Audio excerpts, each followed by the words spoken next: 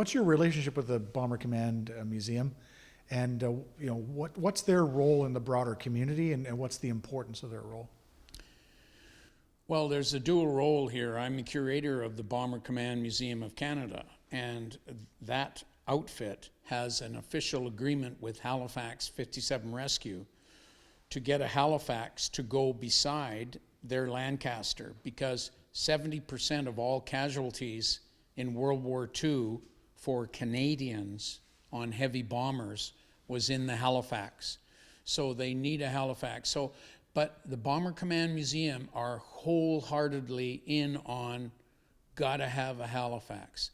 And as a national memorial museum, with all the 10,000 plus names of the airmen killed in bombers at their memorial wall, they are a national focus, and they do need a Halifax to go in there. So it's a no-brainer. It's a nitro and glycerin. Bomber Command Museum and Halifax 57 Rescue, and they've been super supportive. One of the high points for me when we dedicated that rebuilt Halifax is a ground crewman from a Halifax. He was in his 80s at that time.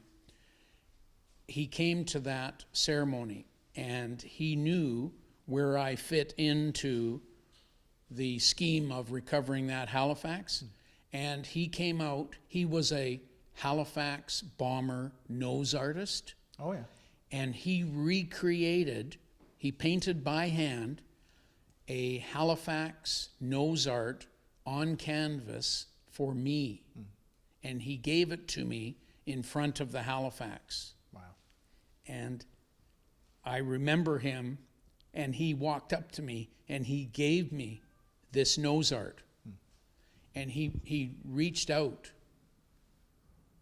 and he touched my face with his hand, and he said, "Thank you."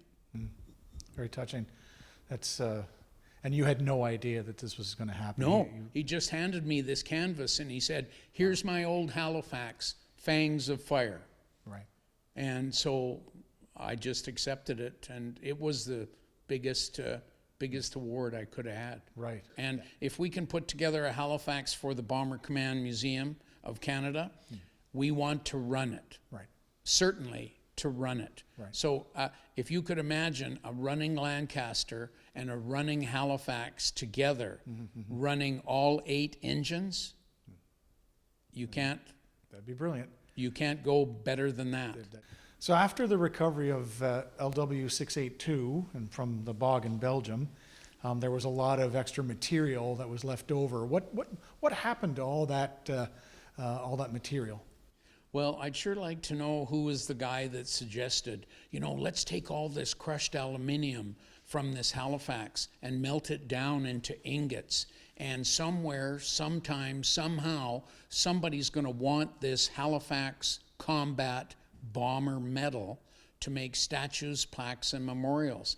And truly, after the burial of the 3 missing airmen, that medal of LW682, the Halifax from the Royal Canadian Air Force, that became the most precious medal of all, because it went into various statues and plaques across Canada.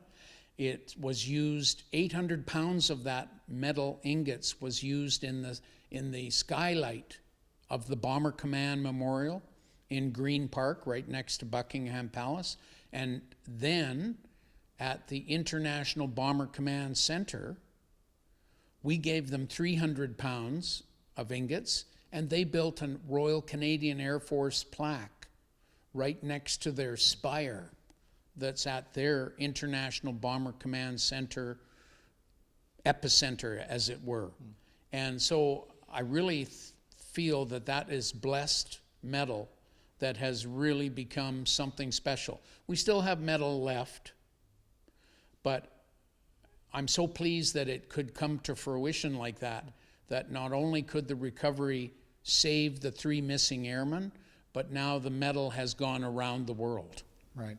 Right, and the essence of those men is wrapped up in that. Most certainly so. Yep. But No, it's been a great blessing to be able to build these memorials with actual metal. Absolutely. You know, it adds a whole different aspect to the statue, or to the it's the roof on the Bomber Command Museum, or Bomber Command Memorial in London, right? Yeah, it's the skylight, Skylight. and it's overhead of the crew of 7, the bronze statues. Right. And you know what I say when I look at that skylight, and there's a British bomber crew standing there, and then there's the skylight made out of a Canadian Halifax over top of them. And I said, isn't that like the Canadians? They've always got the British covered.